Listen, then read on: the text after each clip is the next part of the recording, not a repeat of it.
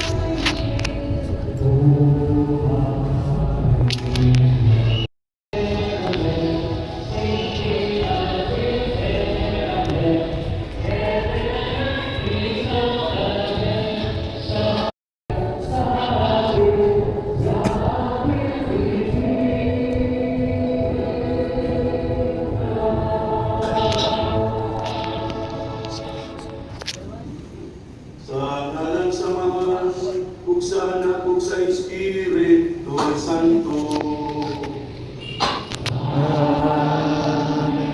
Ang Ginoo manaakarikyo.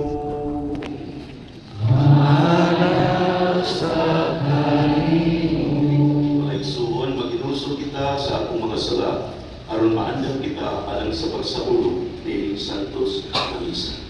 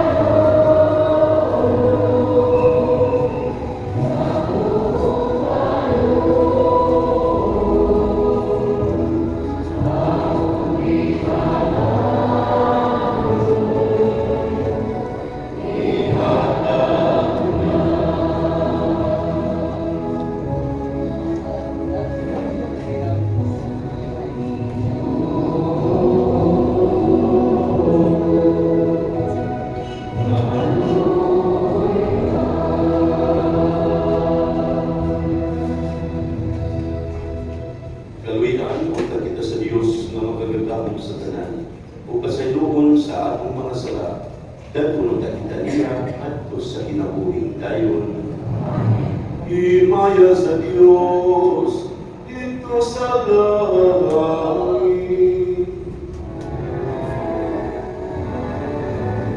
Himaya sa Diyos sa kalikasan, himaya sa kalikasan, pag-iyan katawan karon ng bayan, ang Diyos na daya sa iyong mundo.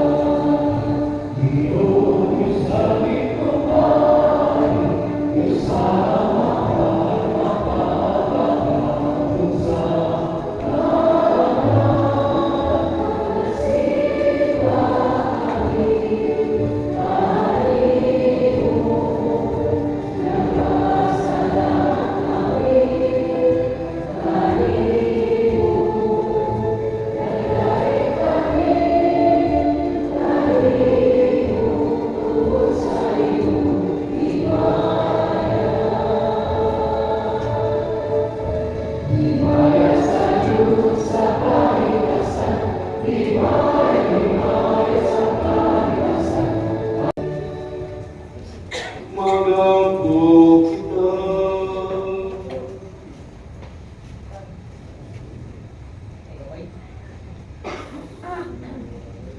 Magagagaw mo tunay nga Diyos sa pagpalandong namo sa nagakaduol ng pagkatao sa imong anak na nagpayubos sa pagpakatao ika ni Maria Virgen ug sa pagpuyuban kanamo nangamuyo kami maluhod ta siya kanamo kay mong dili tapos nga mga alagad. Kini ang ipangayo pinagi sa mong Ginoong Jesucristo imong anak nga buyog hari uban kanimo sa Espiritu Santo Dios hangtod sa kahangturan.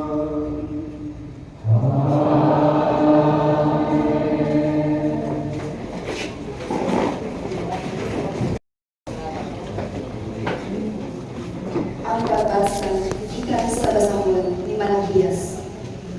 Miingon ang Ginoo sa labing kabahanan. Ipadala ko ang akong sinugo pag-adlaw sa dalan nga akong akyan. Unya sa kalihim mo adto sa iyang templo ang Ginoo nga inyong ipaabot. Ang sinugo nga inyong ipangandoy muanhi og magsangyaw sa akong kasabutan. Apan kinsay wala buday sa adlaw sa pag-abot niya.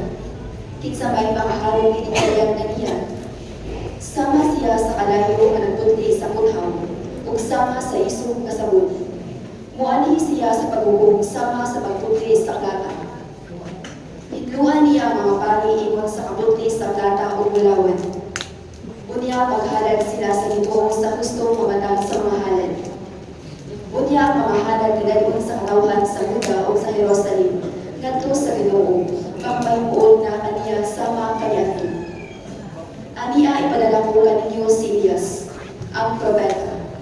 Ano sa pa mo ang adlaw sa Ginoo, ang dako o makalilisa nga adlaw. Ang pagkabig sa mga kasing-kasing sa mga amahan, ngadto sa ilang mga anak. O sa kasing-kasing sa mga anak, ngadto sa mga ginikanan. Tingali unya mo abot ako, ug mahampak o kabatayon sa yuta. Ang pulong sa Ginoo.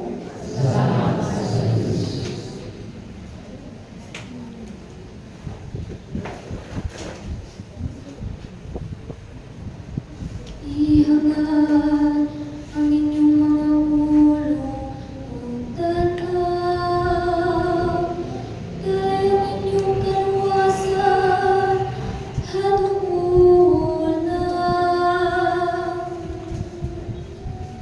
Ihangan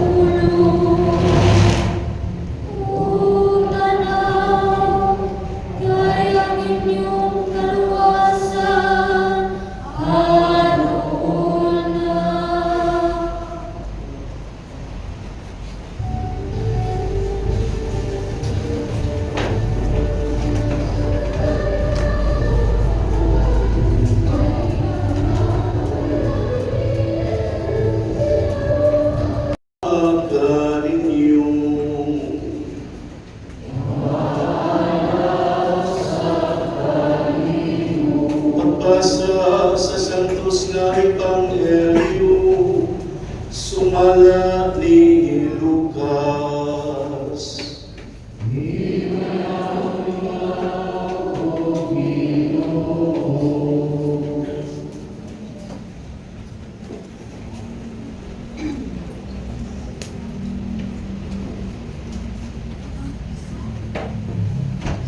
Iabot ang panahon na si Isabel manganak na o nanganak siya ng lalaki. Nakadungog ang iyang mga silingan o mga paryente na maayo gayon ang Ginoo kaniya o nangalipay silang tanan uban kaniya. Sa usa kasimana ang bata, mianha sila aron paghimo sa seremonyas sa pagtuling. Ila na untang hinganlan siya Zacarias, ang ngalan sa iyang amahan. Apan miingon ang iyang inahan, ayaw, uwan ang ingalan kaniya. Bingon sila kaniya, apan wala man kami paryente na nagdala ni anang alana. Unyang isinyas sila sa iyang amahan, aron pagpangutana kaniya kung sa'y gusto niyang ingalan sa bata. Nangayong sulatanan si Zacarias o isulat, uwan iyang alan. Kung nahibulong pagkayo silang tanan, diha-diha nakasulti si Zacarias o giday niya ang Diyos. Nangahadlok ang mga silingan o bikaylap sa tanang kapungturan sa Judea ang balita mahitungod diining mga butaka. Malandong ang tanan na nakabati diini o namutana. Kung sa kaha ang kaugmaon diining bataa. Kay tataw kaayo na ang gahom sa Diyos uban kaniya. Ang Ebanghelyo sa Ginoo.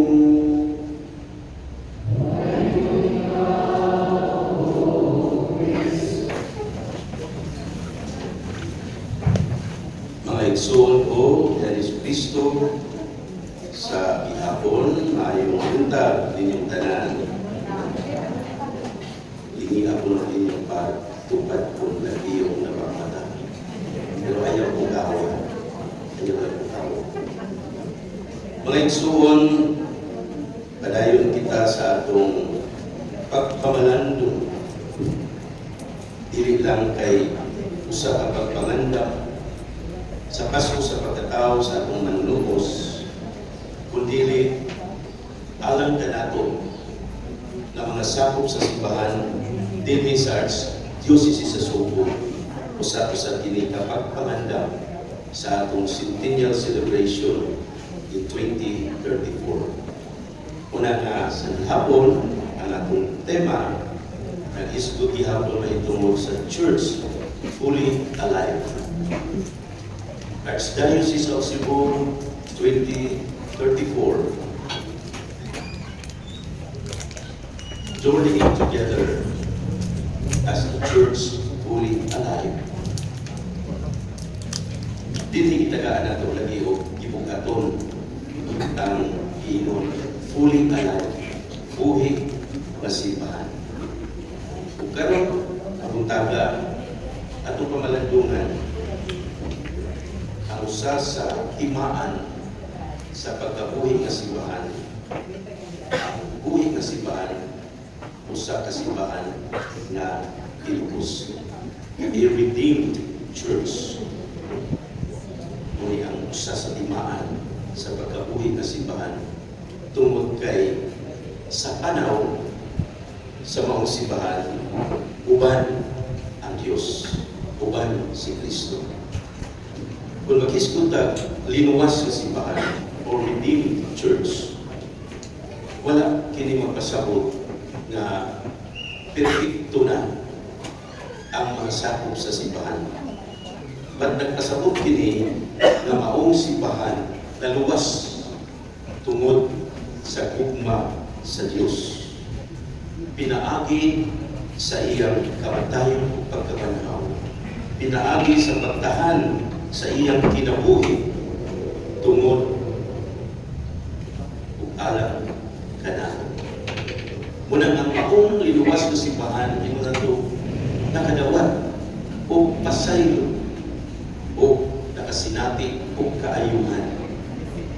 Kung nahimo nga usap kakayunan to start a new beginning, pagsugod na sa nato ug bagong panaw sa usa ka bagong kinabuhi na liluwas sa kamatayon ug pagkabanhaw ni Kristo.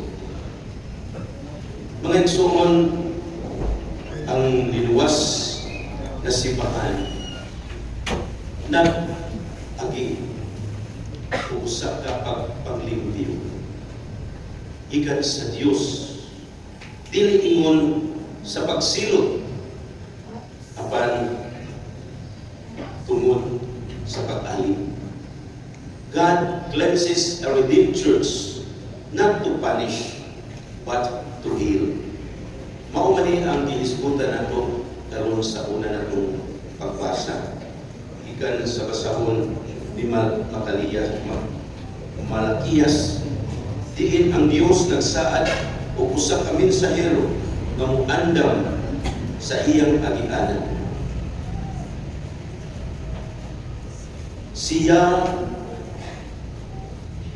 ang dalayo na nagputli sa buthaw o sama sa isog na sabon. Muani siya sa paghukom sama sa pagputli sa plata. Kini mo ang tulong sa atong pagbasa karon ang saad sa pagpadala o mensahero pag-andam alang sa Dios. Dili ni usa ka pagpanghadlok kundi ang maong kalayo naghisgutan dinhi dili ang pagkubag kanaton kundi ang sa paglimpyo, purification, na ang Dios mulimpyo mukuha sa mga lain-lain nga mga butang na mahimong babag sa atong relasyon sa Dios. Una nga ang linuwas na simbahan, masabot nato nga ang kaluwasan dili usa lamang ka itabo, kundi usa ni kapanaw sa atong kinabuhi diin atong tugutan ang Dios sa paglimpyo sa atong kasing-kasing o ang atong panglantaw. Na ang Dios na hinay-hinay pag-alim sa atong mga samad. Ang Dios na hinay-hinay pagpaampo, pagpamataka nato ikan sa atong katulog diha sa sala aron kita magpadayon nga maglakaw uban sa kahayag. Una nga buhing na simbahan nagpasabot na atong gidawat, allowing God to work on us bisan sa mga malisod na sitwasyon sa atong kinabuhi. Tungod kay ang tuyo sa Dios sa pagpasulod sa atong kinabuhi, mao ang pag-alim, to heal, not to harm.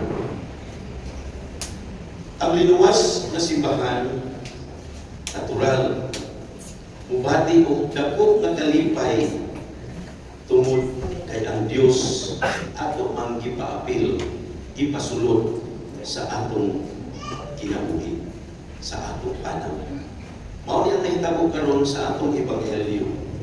Ang sukilanon ni Isabel nga gitagaan na siyang anak na si San Juan na magugunya. O dako kayong kalipay sa magtiayon Isabel o si Zacarias na gitagaan sila o anak. Kay lagi alam sa mga Hudeo ang usa ka babae nga minyo nga dili makabaton og anak, way anak, iisip na nila nga tinulog sa Dios. gabaan, karma, unay ilang panglantaw o pagsabot sa usa ka babae nga ninyo naway anak.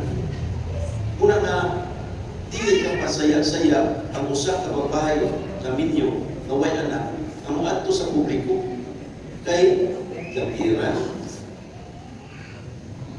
bugal-bugalan. Sulukoy kaayo kung siya tuwa sa katilingban. Muna nga makasabot ta, diining sitwasyon karon ni Isabel o ni Zacarias na pwede ko nilang lipaya. Pagitagaan sila anak sa Diyos. Kaya para nila ang anak ito sa kapanalangin, ito sa blessing. The more nagagawa kang anak, iisip na nila na ikalimutan ka sa iyo. Ikalimutan ka sa iyo. So unay, kasabutan sa kibati ni Isabel o ni Zacarias. Apan ang maong kalipay, dili lang diha sa ilang pamilya, kundi ang maong kalipay gisawan sa tibuok katilingban sa iyang mga paryente, mga higala. Unsa ka ang kaugmaon ni ining bata? Ang ginagawa na kay nalino na si Isabel, tiguwang na kaayo. Kunya, ilang na nakita nga ang Diyos naglihok kayo apil kayo ni ining sitwasyon ni Isabel. Kanila usak at ako kada kong milagro naghihimo sa Diyos diha ang Isabel. Una nga ang simbahan na linuwas. Usa ka katilingban nga nakaalinggan sa gahong sa Diyos, sa grasya sa Diyos na naglihok diha sa matag usab na sakop sa simbahan. Doon na usab, kinaiya o batasan, doon na napag-o ng mga pamilya, doon na nakadiskubre na kitawag sila sa Diyos sa paglalagad, isip pare, isip madre. Muna ang mga katilingban na kahinay-hinay, nakakapon, usapon pagpasaylo to heal a relationship that is broken. Muna nga ang linuwas na simbahan, usa ka buhit na simbahan, bisan sa hinay-hinay nga paagi. Kaya nakita ang lihok sa Diyos o dako na pasalamat ngadto sa Diyos. Mga igsuon, ang panahon ng paglagaw sa buhit o linuwas na simbahan naghagit kini o sa kabisyon, buhat sa bisyon. Ang bisyon sa simbahan, ibukaw kita isip mga linuwas sa simbahan sa pagbaro, sa kamatuoran o kaangayan, pagkiya sa iyang mga sakop ngadto kang Hesus, ubanan sa iyang panaw aron masabtan niya ang plano sa Dios diha sa atong kinabuhi. Kining atong pagbangandam sa Pasko, sa pagkatao sa atong Ginoo, ug labi na sa pagbangandam sa atong centennial celebration, pahinungdong nga ang simbahan iisgutan ninyo. Apil na ang mga domestic churches, ang gamay na simbahan na atong ikauban sa atong panaw. Sama pananglit, pare, uban ninyo ang katawhan. Ang mga relihiyoso, uban sa ilang community. Ang mga pamilya, uban sa laing pamilya. Ang kabatanunan, uban sa mga idaran. Sama karon ang konkreto na to kapanaw nining particular kaayo nga journey with the youth o sa atong mga elderly nagkaroon sa misa, ipahigayon nato ang usa kadako ng grasya ay lang madawat, di lang kay ang grasya sa Eucharistia o dili ang grasya usab sa sakramento sa hilo. Unya, ang grasya po para sa ilang pagpahimso, sa ilang paglawas, aron moabot sila usa ka gatos ang ilang Panginoon ug makakubra sila 100 pesos no, na ayuda. Una na igiandam no, ang atong mga kabatanunan with the sponsors and benefactors o mga regalo para kanila. Amot kung iapilan pa ba kanilang si Charon. No? Hindi pa masakit pag-upig sila, kakaw mo magilig si Charon. Nakatingali si Charon, no? Naikatas para nila. No? So, muli siya, kumplito na ito ang journey. Kumplito ito ang panaw as a redeemed church. Una na ang mga adunahan, o ang mga kabus, ang syudad, o kabukiran, ang mga islahan, o ang mainland. So, muli siya atong kauban sa atong panaw. No, una nga, ang atong mga regalo karon alang sa atong mga igsuon ng mga edad-edaran, nahitabo tungod kay dunay usay mga tao na mipaambit. No? Nakaambit sila o grasya, gikan sa Dios, ila sa ipaambit ngadto sa atong mga kaigsuonan. Ang atong relasyon tungod pa sa kabukiran, kinaiyahan. Usala di sa kapahinumdum, ang iyong sa atong talahuro ka sobispo, nga unta, wat na'y pabuto. Wat na'y pabuto ka. Dahil kung matingalit ng buhaton na malinaw ta sa atong pasto. Magudog ng pamilya, kanta-kanta na sayo-sayo. Hindi ka ulo kitaan. Kaysa magsikit ng pabuto, gasto sa kwarta, madapot pa ang atong kaya, inaya, guba pa ang atong kalsan, patay ang nalagam na mao'y numero 1 na seed tree planters. No? Na nindot pagkaayag kalsangan sa ipabaw, nindot pagkaayag kabukiran, palibog, atong katalibugan, ang hangin sa atong asolismo, atong protektaran ang atong kinaiya. Inaot, huwag na tayo pabuto, karong Pasko, o bagong tuig. Mga tatan, nayak na, kung kumantingan na, maligrig hapon ang atong Pasko. Pabuto, sa may resulta, kantang ang pamot, kantang ang tudlo, gasto, katambal. Usa ka Pasko dito sa Davao, kung madaling sa kanilang Pasko dito sa Davao sa may pabuto, nahimo Manila. Nahimo nila dito sa Davao. Putron yun. So, munay natong journey with the environment as a redeemed church. Muna kani ay pamawon ng mga pangalando. Giunsa ako pag sinabi ang kaluoy ni Kristo diha sa akong kinabuhi o giunsa kini nako pagpaambit sa uban. Inubanan sa tigunay nga pag-ampo, kung sa'y pwede na atong buhaton aron ang atong katilingban makapadayag ni Kristo ang naong sa kaluoy ngadto sa mga wala makahirap kaniya. Bitalikod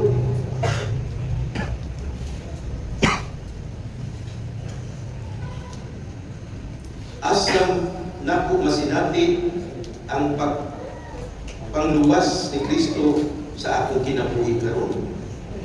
Giunsa sa akong parokya o katilingban, pagpakita ang kamatuoran, kalipay o paglaom sa usa ka giluwas nga katawan. Giunsa nato pagsangyaw ang makaluwas nga mensahe ni Kristo ngadto sa mga tao nga nahilayo, nahisalaag o nagpuyo sa kagitgit sa sala. Pagkato, Maria, inahan sa among manunubos. Tudlogi kami sa pagdawat ng Kristo uban sa pagtuo, sa pagkinabuhi, na hinayagan sa iyang ugma nga walay kahadlok.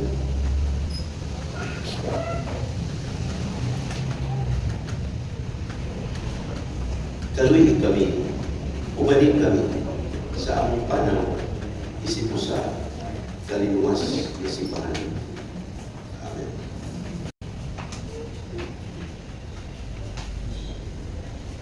Nandito ko kayo. O Diyos, ang imong bugtong na, kitap na sa mga propeta aron ang tanang katawhan andam diya sa iyang pag-abot, isip manuluwas, ug maghuhubay sa tanang aniha nga naa sa kalimpitan. Kanimo nagtuaw kami sa pag-ingon, Ginoo dungga kami. Alang sa atong Santo Papa Leo, sa atong Obispo Alberto, ug sa tanang nangalagad sa simbahan, nga sa kanunay ilang ipakita si Kristo, pinaagi sa ilang pagpangalaga. Mag-ampo kita sa Ginoo diha sa pag-ingon, Ginoo dungga kami. Alang kanila nga nangalagad sa katundanang pagpubliko, nga si Kristo maghatag kanilang kalumo sa kasing-kasing, alang sa mga linutikan. Mag-ampo kita sa Ginoo, Ginoo dungga kami. Alam sa atong mga igsoon nga nag-antos sa sakit o kamingaw nga pinaagi sa gugma o pagpakabana sa uban, makita nila ang kahupayan. Mag-ampo kita sa Ginoo, Ginoo dungga kami. Alam sa salubuon sa Dios, Teofilo Pamongo, Obispo, nga mabayaw na sa kadungganan sa altar, mag-ampo kita sa Ginoo. Alam sa atong mga kaigsuunan nga nangamatay, nga si Kristo magdala nila sa kalipay higayon, mag-ampo kita sa Ginoo. O Diyos, tungod sa imong gugma kanamo, ihatagan mo kami sa imong anak, o himuang nga sa among paghandong at tagtuig sa iyang pag-ani, mutuo kami kanunay sa grasya o kaalam. Kini ang gipangayo, pinaagi ni Kristo ang Ginoo.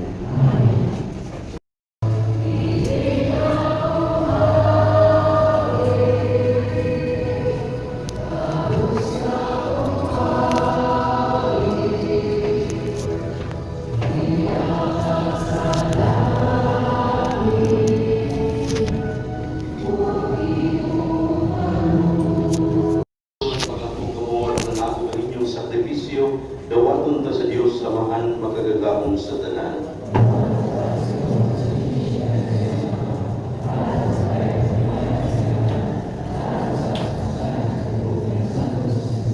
O Ginoo, kining halad nga way kaimpitan sa among pagsimba sa Dios, makabuy-buy ta kanimo aron sa ulo namo sa putli nga kasing-kasing ang sinugdanang mga adlaw sa among manunubos. Kini ang ipangayo pinaagi ni Kristo among Ginoo. Ang Ginoo manaa kaninyo.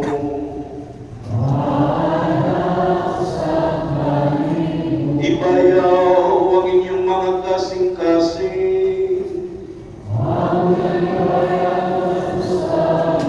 Magpasalamat kita sa Ginoong atong Diyos.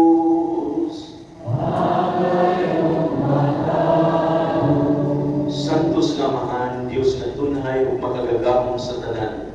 Angay umatarong gayon nga magpasalamat kami kanimo, kanunay ug sa tanang damit, pinaagi ni Jesucristo among Ginoo.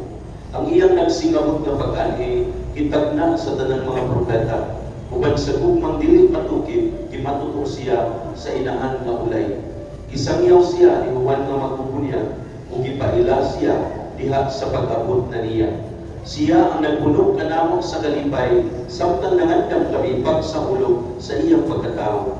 Aron ining abot niya, iya kami makapaghan nga nagtungkaw diha sa pag-ampo.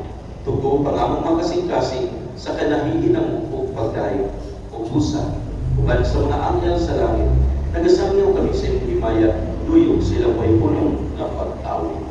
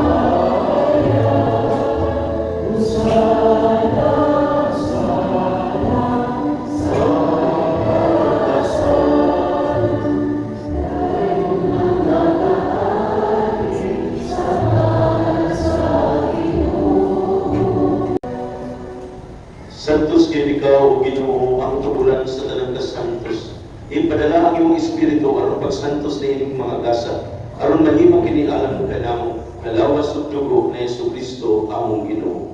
Sa pagpasakit sa iyang kaugalingon, mikuha sa upahan, mipasalamat kanimo, mipikas, o bihatag na iningadto sa iyang mga tinunan ug maingon.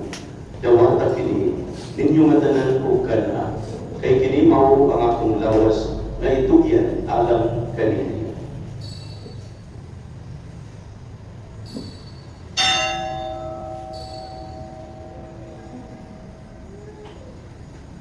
Sa samang paagi, tapos ang panihapon, mikuha siya sa kalis, may pasalamat kanimo pag-usap, ihatag ni iningadto sa iyang mga tinunan o miingon. Dawata kini, o Panginoong kamong tanan gikan niini, kay kini mao ang kalis sa akong dugo, sa bagong tunay nga kasabutan. Ang dugo may ula alam kaninyo o alam sa tanang mga tao, aron ang mga sala mapasaylo. Buhat ang kini, aron paghandong kanako.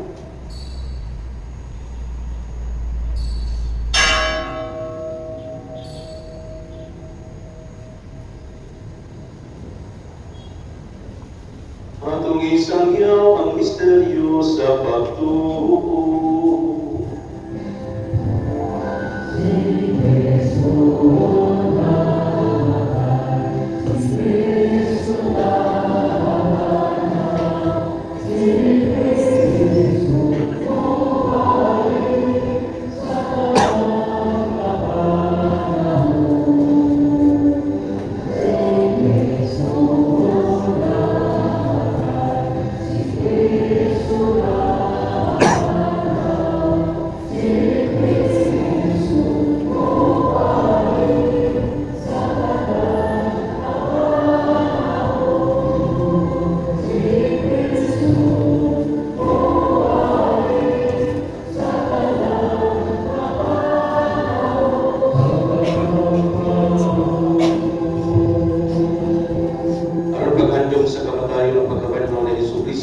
Nagahalad kami kanimo ang anining man sa kinabuhi o kali sa kaluwasan.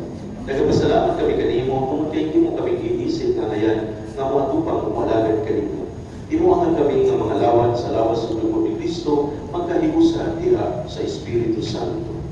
Inunduwi Ginoo ang imong simbahan sa tibuok kalibutan. Imuangan mahingpit kami diha sa gugma o Manileo ang Papa, ni Alberto ang Obispo o sa tanang mga pari. Inumdumi usap ang among mga igsoon na nakamatay. Malawon nga mabayhaw sila ug ang tanan nga namatay diyan sa imong kaluoy. Dagka sila tanan sa pagsulong sa kahayag sa imong naong. Kaluoy kami tanan. Imo kami kangayan nga makaampit sa kinabuhing tunay. Uban ni Maria ang inahan magulay sa Dios. Uban ni San Jose nga iyang bana. Uban sa mga apostoles ug sa tanan nga mga santos nga nagatuman sa imong kabuton latas sa katuigan. Uban kanila ang ikaw nga daygon o ang ikaw nga himayahon, pinaagi ni Jesucristo imong anak. Pinaagi kaniya, uban kaniya o dihag kaniya, gihatag na kanimo makagagahong nga amaan, diha sa kahirusa sa Espiritu Santo, ang tanang dumugog himaya, hangtod sa kahanturan.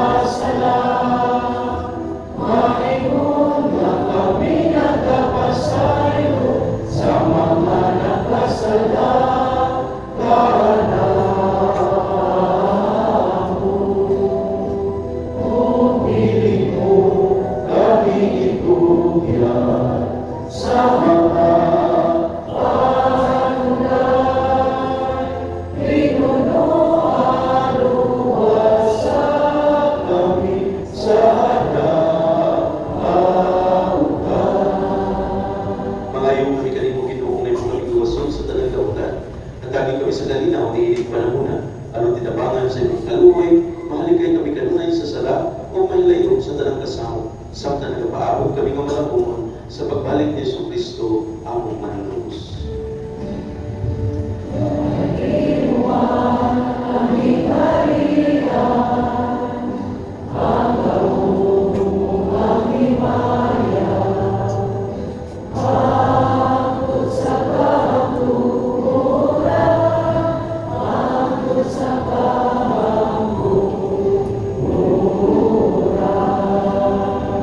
Ginoong Jesucristo, nag-ingon ka sa imong mga apostoles, ang kalinaw ibilin ko kaninyo, ang akong kalinaw ingatan mo kaninyo. Ayaw tanawa ang mga sala, kundi ang pagsalig sa imong simbahan, o sibok sa imong kabubuton, atake kami sa imong kalinaw o kahipusan. Ikaw nga buhi o hari, hangtod sa kahangturan. Ang kalinaw sa Ginoo sa kanunay, mana ang kaninyo.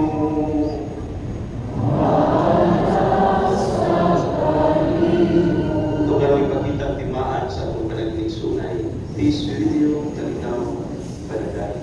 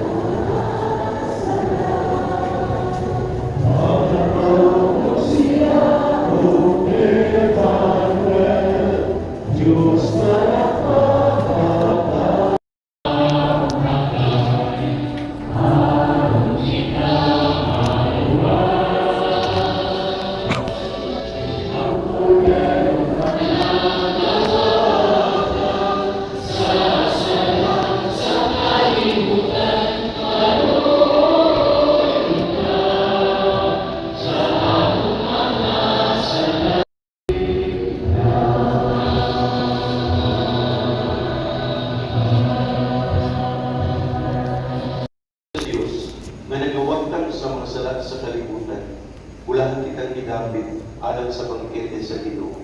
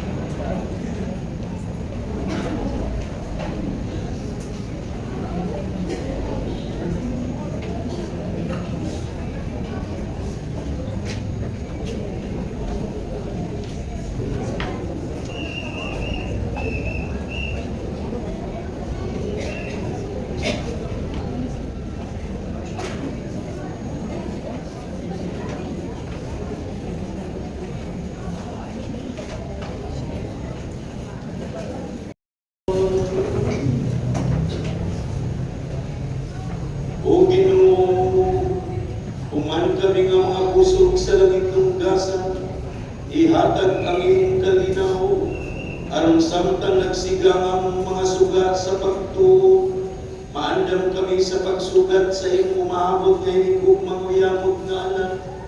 Kini ang ipangayo, pinaagi ni Kristo among Ginoo.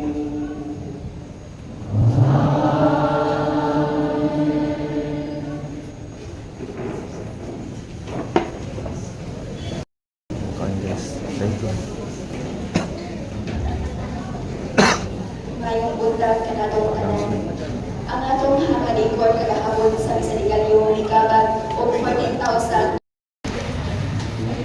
Lain na pasalamat ko sa atong sound system updating sponsor sila mga si ALDC Transport, Mr. and Mrs. Vicente and Paps Cloud, Mr. and Mrs. Arthur Assistant Punaoy, Captain at Tiago PCG, and Pro Family.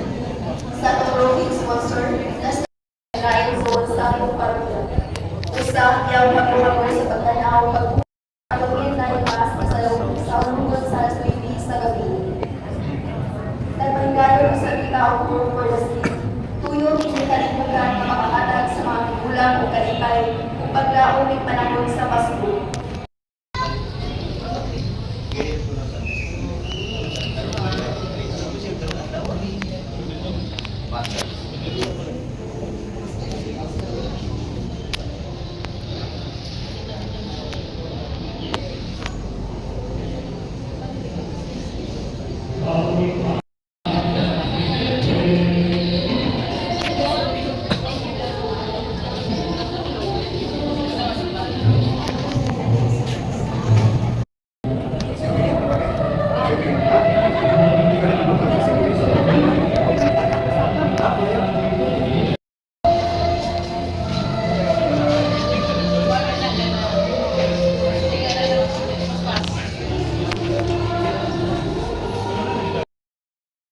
Manalangin kayo sa tibuok ninyong banay, ang Diyos na makagagahong sa tanan, Ama, Anak, o Espiritu Santo.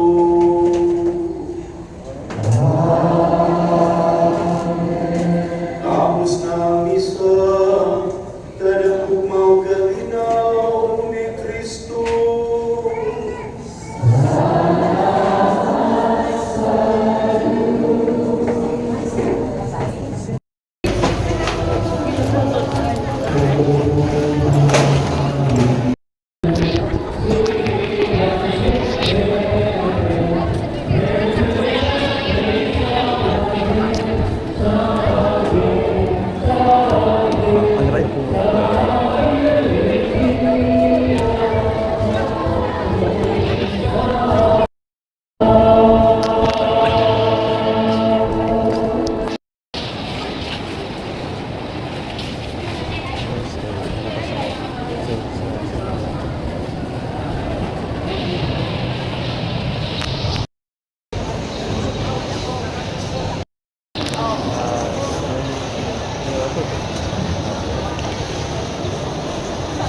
Merry Christmas.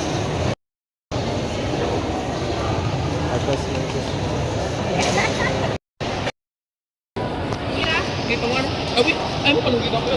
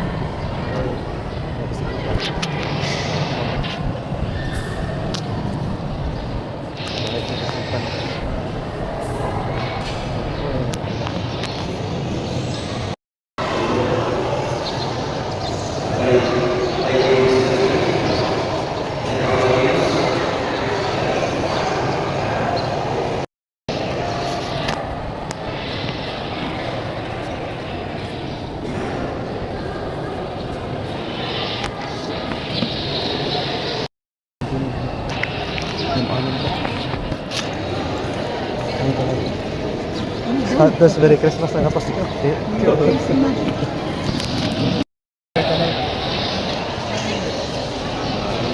Merry Christmas.